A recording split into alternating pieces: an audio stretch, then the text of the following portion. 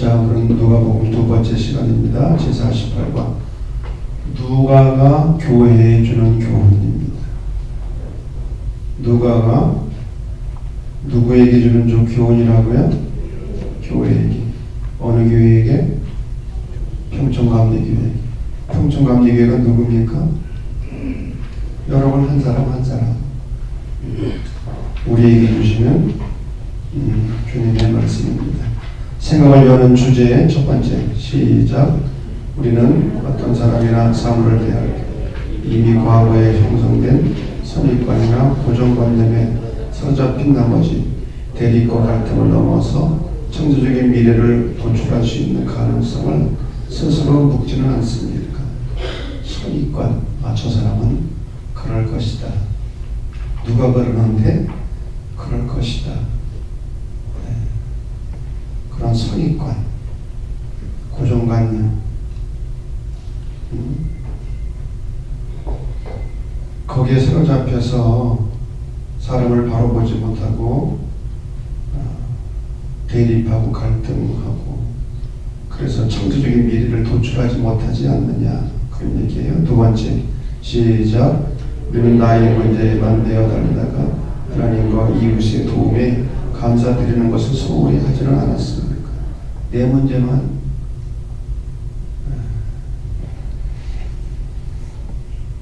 자기만 위해서 사는 거죠. 그런 사람을 뭐라고 그래요? 소인배. 소인배. 세 번째, 시작. 신앙생활에 익숙해져 감에 따라 미사역으로 장식된 세련된 기도를 드리게 된 것과 반비례해서 진실된 마음의 정도가 희석되고 있지는 않습니까? 중요한 것은 얼마나 진실된 마음이 담겨져 있느냐. 말을 잘하고 못하고가 아니라. 네 번째, 시작. 우리는 내 자손을 내가 마음대로 쓰는데 남이 무슨 상관이냐는 사고방식에서 지나친 과속이나 향락 풍조에 물들어가고 있지는 않습니까? 자, 용어 해설입니다. 소유라고 하는 말, 누가복음에서는 재물이라는 말과 거의 같은 의미로 쓰여졌습니다.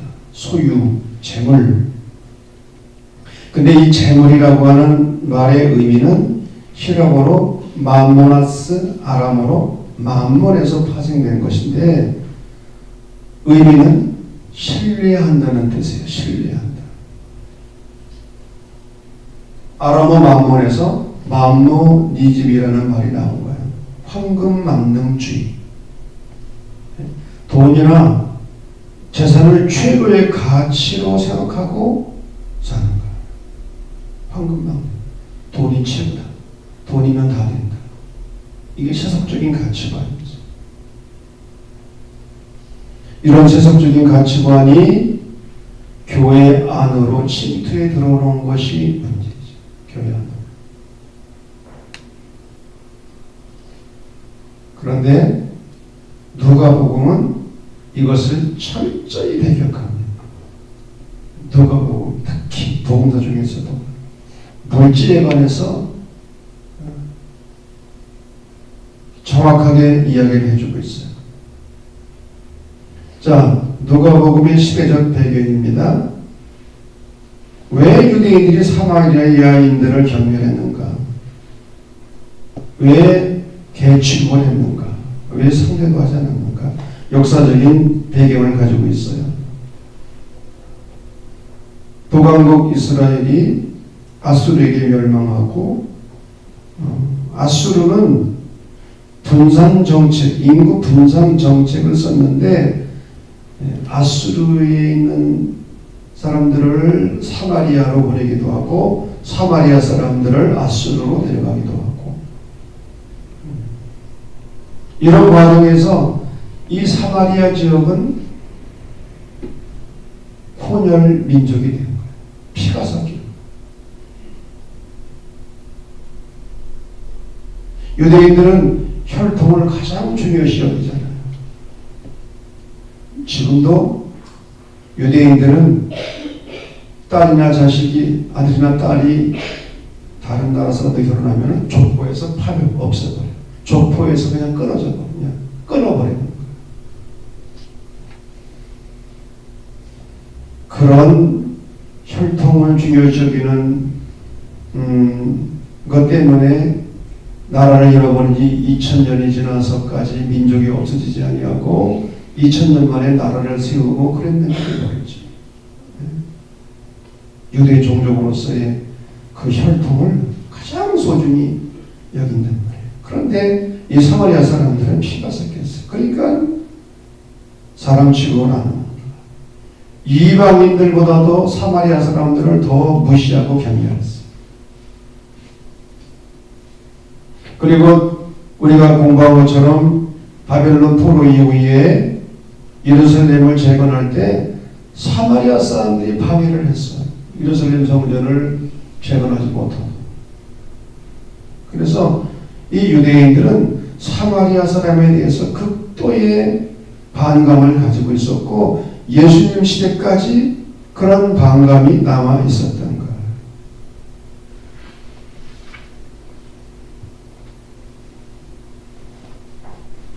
이런 상황에서 예수님은 그럼에도 불구하고 이 사마리아 사람들을 귀히 여기시고 사랑하시고 그들을 오히려 높이시고, 우리가 누가복음을 나중에 살펴보겠습니다만은 오히려 누가는 이 사마리아 사람들이 그리스도 제자됨의 모델까지 될 수 있음을 제시하는 거예요. 모델일 수도 있다.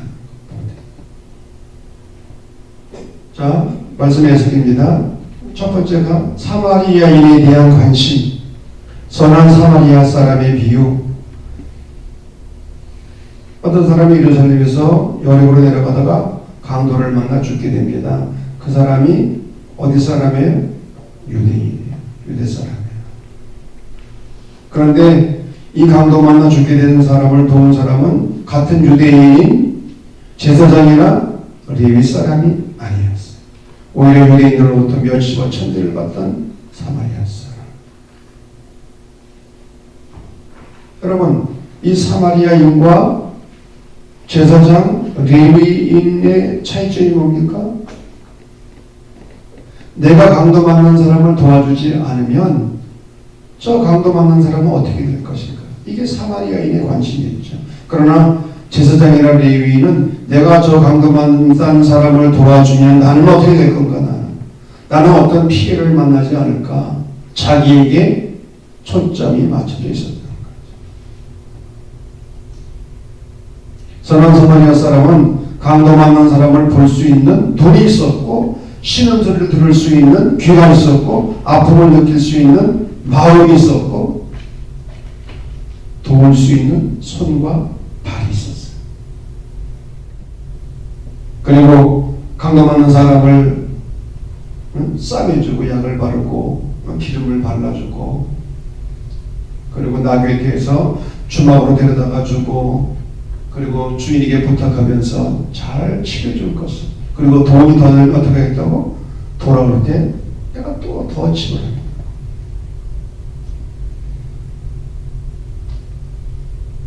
선한 사마리아 사람. 또 10명의 나병 환자 이야기. 10명의 나병 환자가 고침을 받았습니다. 그런데 9명의 유대인들은 다 집으로 돌아간 거예요. 예수님께 나와 감사를 표현한 사람은 사마리아 사람. 이 사마리아 사람만이 하나님의 은혜, 예수님의 은혜를 알았어. 그래서 이 사마리아 사람은 멸시와 천대의 대상이 아니라 모범의 대상일 수도 있다. 다 그러면 아니겠죠. 다 사마리아 사람 뭐 전체가 다 그러면 아니겠지만 모범의 대상일 수 있다. 두 번째, 기도에 관한 복음입니다. 누가복음의 별명은 기도의 복음입니다. 여러분, 기도를 배우기를 원하면 누가복음을 읽으세요. 수많은 기도에 관한 내용들이 누가복음에 가득 들어있어요. 가득. 첫째, 기도의 본을 보여주신 예수님. 3장 21절 22절이 무슨 말씀입니까? 예수님이 세례를 받으시는 장면. 세례를 받고 물에서 나올 때 예수님이 기도하셨어요. 그때 하늘문이 열리고 성령이 비둘기처럼 예수님 가운데 임하셨고 음성이 들려. 너는 내 사랑하는 아들이다. 내가 너를 기뻐한다. 예수님이 세례받고 기도하시는 가운데 하나님의 음성을 들으신 거예요. 영적 체험과 소명을 위해서. 또 12사도 제자들의 선택을 앞에 놓고 예수님은 밤새도록 기도하셨어요. 그냥 선택하신 거예요. 밤새도록. 십자가를 앞에 두시고. 그런데 예수님의 겟세마네 동산에서의 기도를 표현할 때 이 누가복음은 특징이 있어요.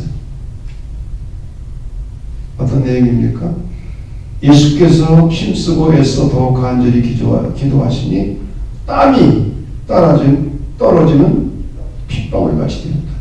땀방울이 핏방울같이 되었다고 묘사하고 있어요. 얼마나 주님께서 간절히 기도하셨는지. 땀방울이 핏방울처럼 변했다. 실제로 사람이 너무 극도의 스트레스를 받고 힘든 일을 만나면 모세혈관이 터지고 의학적으로도 그럴 수 있다는 거예요. 너무너무 스트레스 받고 힘이 들면.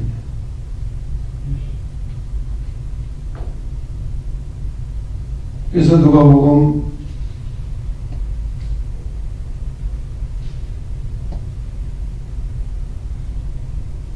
11장을 보면 제자들이 예수님 우리에게도 기도를 가르쳐 주십시오. 예수님이 기도하시는 모습을 보고 제자들이 도전을 하는 거예요. 주님 우리에게도 기도를 가르쳐 주십시오. 그래서 가르쳐 주신 기도가 무슨 기도예요? 주의 기도. 주의 기도.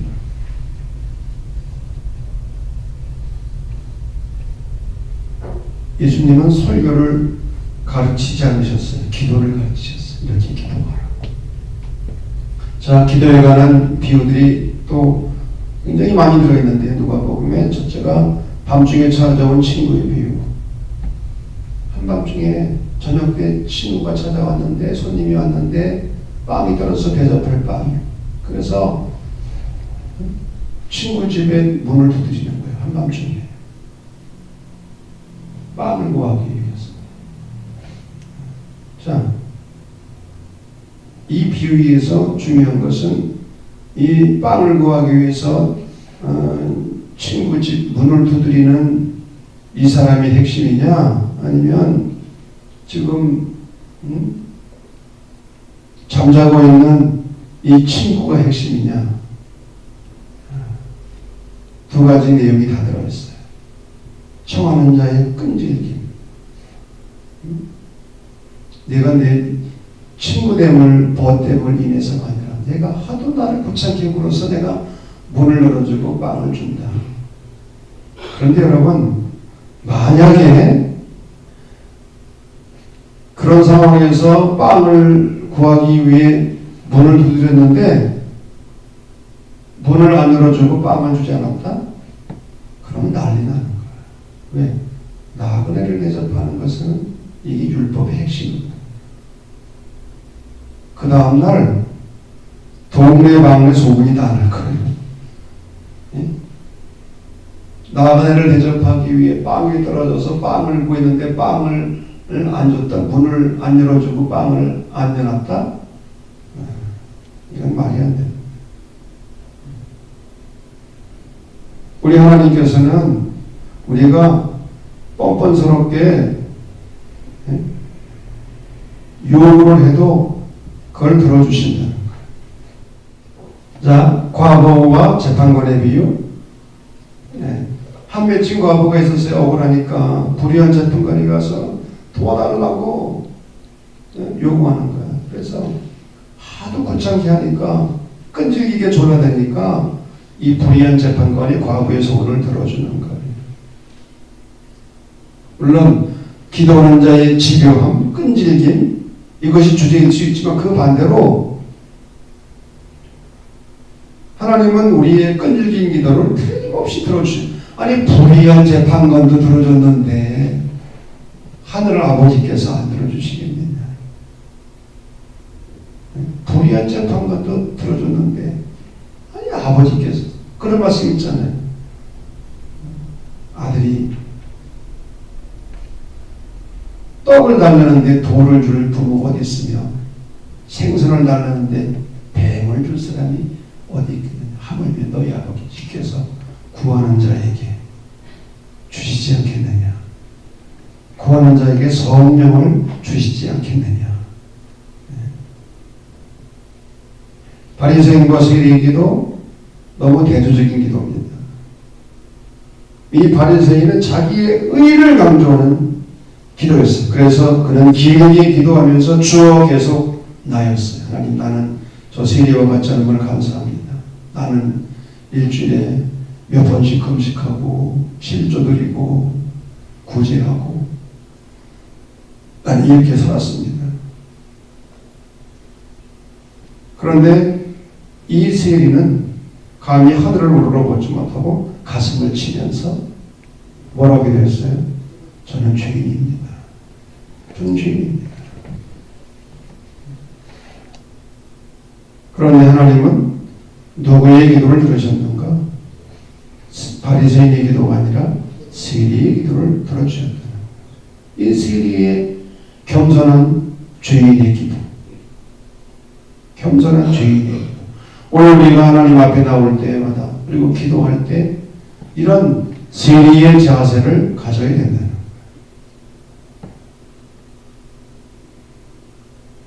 자, 재물에 관한 교훈입니다.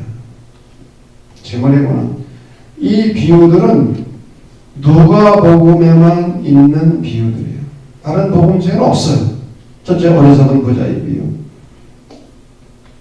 예수님이 어리석은 부자의 비유를 말씀하게 된 배경이 어디 있어요? 형제가 유산 때문에 싸우는 거예요. 유산 때문에. 지금도 부모의 유산이 많은 집안은 100% 싸워요. 100% 싸운다니까. 99%도 아니에요. 100%가 싸워.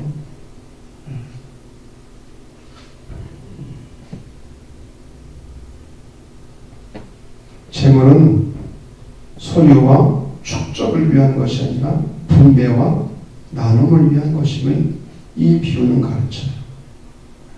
왜 이 부자가 어리석은 사람이 되었습니까? 자기만을 위해서 재물을 축적합니다. 그래서 이 어리석은 부자의 비유를 보면 이 부자의 독백 가운데 오늘 읽었잖아요.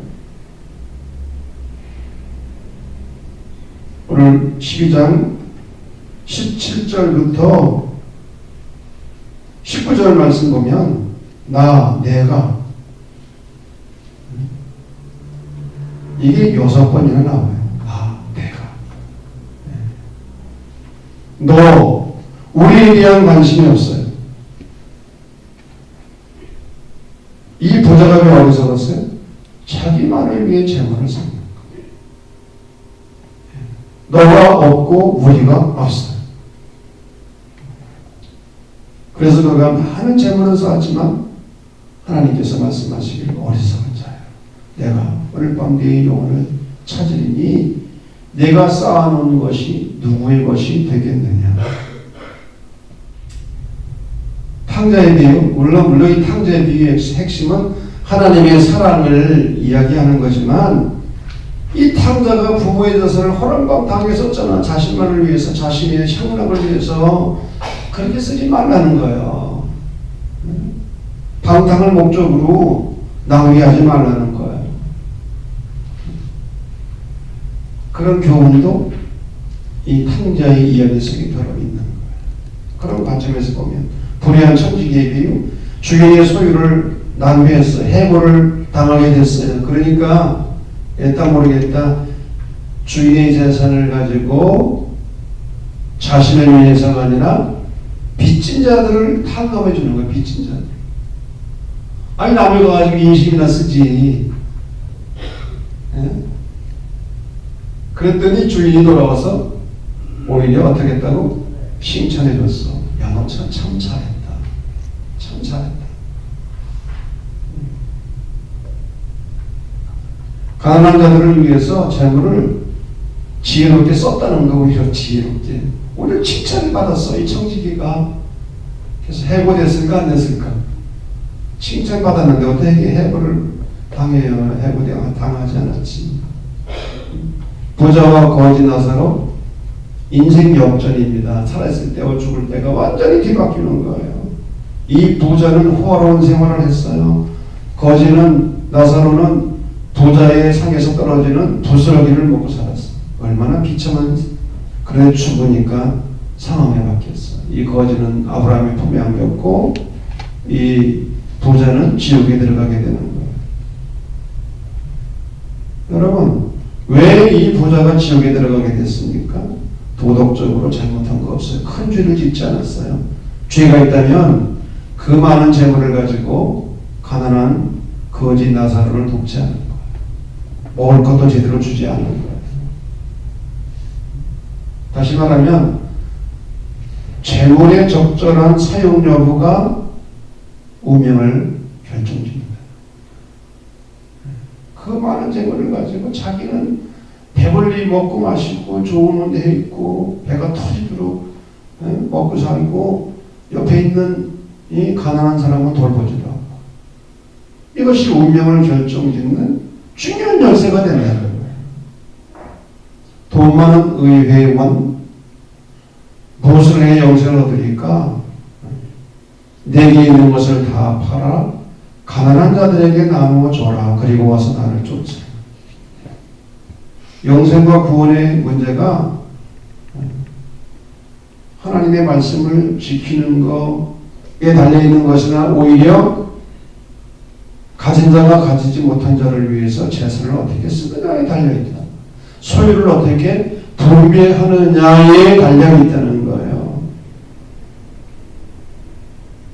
여러분, 누가복음에 의하면 재물을 쌓아놓고 자기만을 위해 쓰는 사람은 구원 못 받아요. 천국에 못 들어요. 그러니 알아서 해요. 누가복음에 의하면 절대 안 돼요. 여러분, 누가복음 읽어보세요.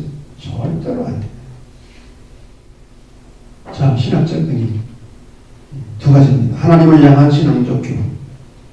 기도 생활을 강조하는 거예요. 아까도 말씀드린 것처럼 누가복음은 기도의 복음이에요. 세례 받을 때부터 예수님은 십자가에 달려 죽으실 때까지 기도를 시작하셨고 기도를 마치셨어요. 그래서 이 누가복음에도 두 개의 가상실험 가운데 두 개의 기도문이 실려 있어요. 아버지, 저들의 죄를 사해 주십시오. 그리고 예수님이 드리셨던 마지막 기도가 뭡니까? 아버지여, 내 영혼을 당신의 손에 맡기나이다. 당신의 영혼을 하나님께 부탁하면서 예수님은 운명하셨어요.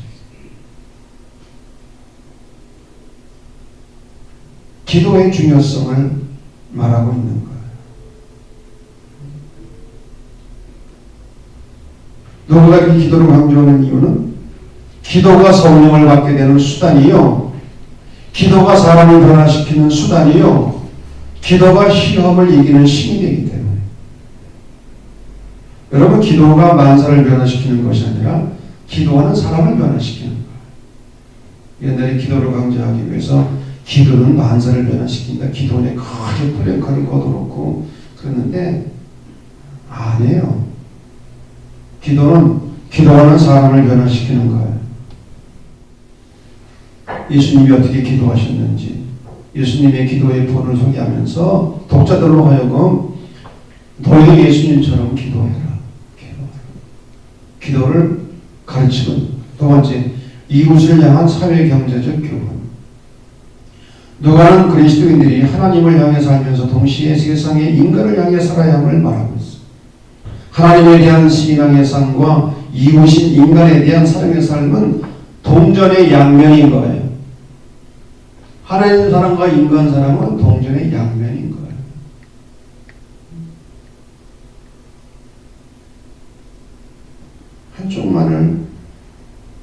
이야기해서는 안 되는 거죠. 여러분, 네덜란드의 화가 가운데 고흐 참 고난의 인생을 산 분인데 귀를 잘라서 자살했다는 등 여러 가지 설이 있습니다만은 이 고흐는 화가였으면서 동시에 많은 글을 남겼어요. 정말 이 고흐는 본래 가톨릭의 사제가 되려고 했던 사람이에요. 사제가. 근데 사제의 길을 놓지 못하고 그가 화가의 길을 걸어갔는데 고흐의 어록 중에 이런 말이 있습니다. 신을 알게 되는 최선의 방법. 그래서 신은 하나님이죠. 하나님을 알게 되는 최선의 방법은 많은 것을 사랑하는 일이다. 많은 걸 사랑하는 하나님을 알게 된다. 저는 이 글이 마음에 와닿았어요. 그래. 많은 걸 사랑하는 것이 하나님을 아는 최선의 방법이다. 공감이 됩니까? 제가 젊었을 때 읽었으면 이 글이 이렇게 마음에 와닿지 않았어요. 그러나 이제 그래도 많이 인생을 살고 목회를 이 정도 하고 나니까 이런 글이 마음에 와닿아요. 하나님을 알게 되는 최선의 방법은 많은 것을 어떻게 하는 거라고요? 사랑하는. 하나님을 알기 원합니까? 사랑하는. 인간을 사랑하는 것.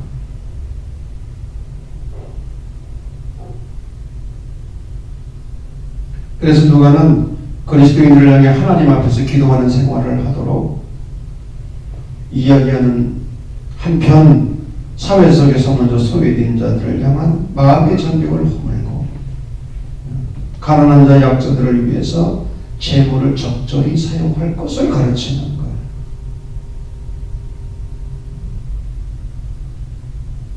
선한 사마리아인과 제사장 삭개오는 소유를 적절히 사용한 긍정적 모델이에요. 삭개오는 누굽니까? 세리장. 사람들로 손가락질만. 그러나 예수님을 영접하고 어떻게 변했습니까? 제 소유를 절반을 팔아서 가난한 자들에게 나눠줄 것이며 억울한 사람들에게는 억울한 일을 내가 누구한테 했다면 몇 배를 갚겠다고요? 4배를 갚겠습니다.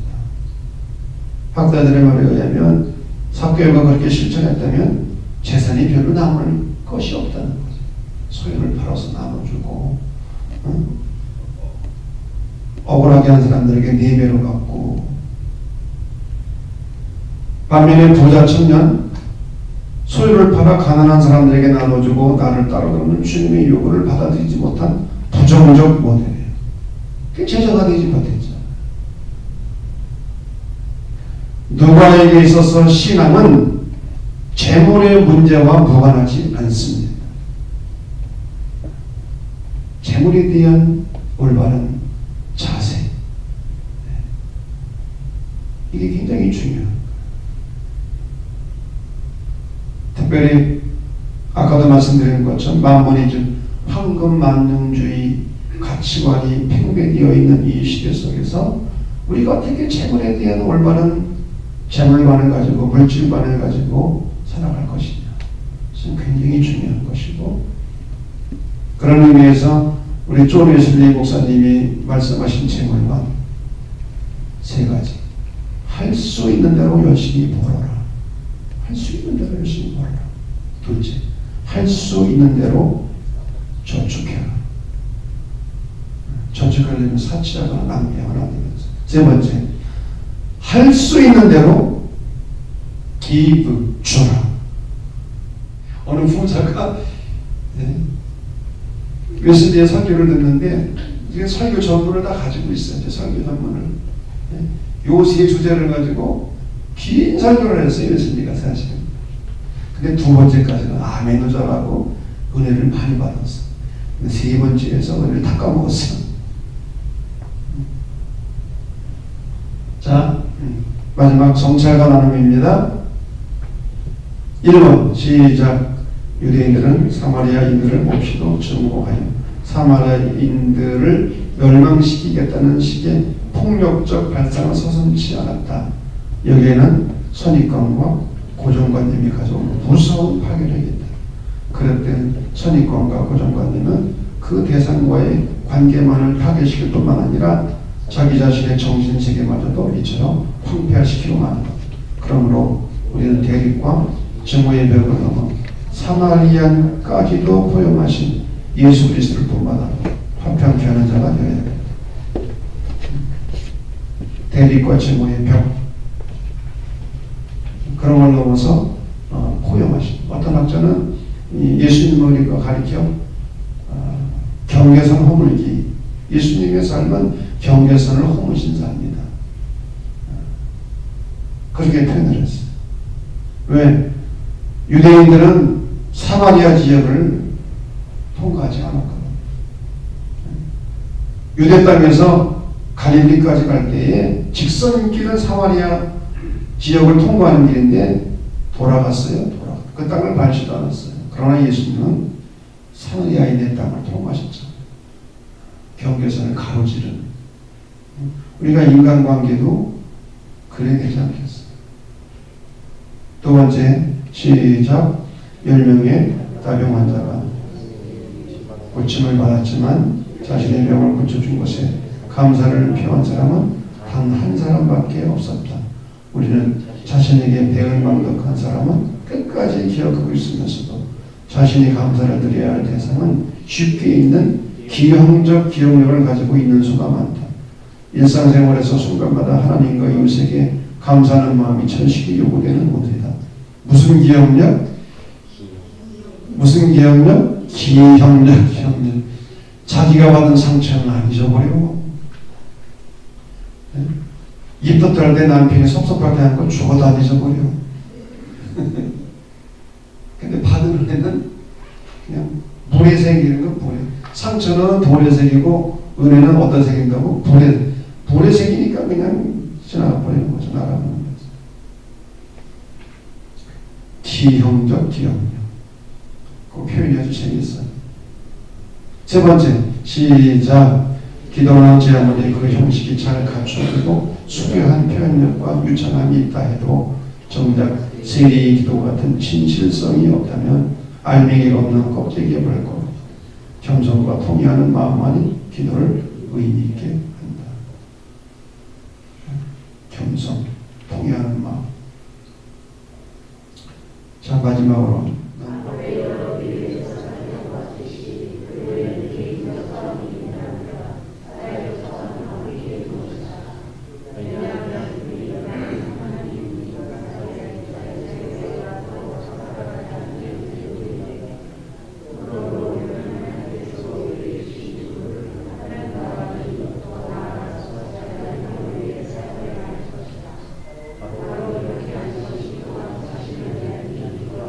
우리가 창세기를 보면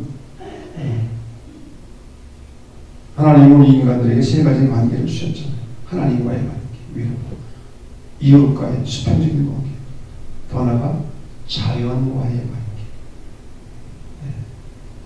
이 세 가지 관계가 깨어지는 게 죄고 이 세 가지 관계가 회복되는 것이 치유요 구원인 것이죠. 우리가 구원을 다른 말로 말하면 이 세 가지 깨어진 관계가 회복되어지는 게 구원일 수 있는 거예요. 구원이라는 말을 표현할 수도 있는 거예요. 누가가 교회에 주는 교훈. 우리가 정말 이 누가복음을 통해서 듣고 깨닫고 배우고 실천해야 될 말씀들이 많이 있습니다.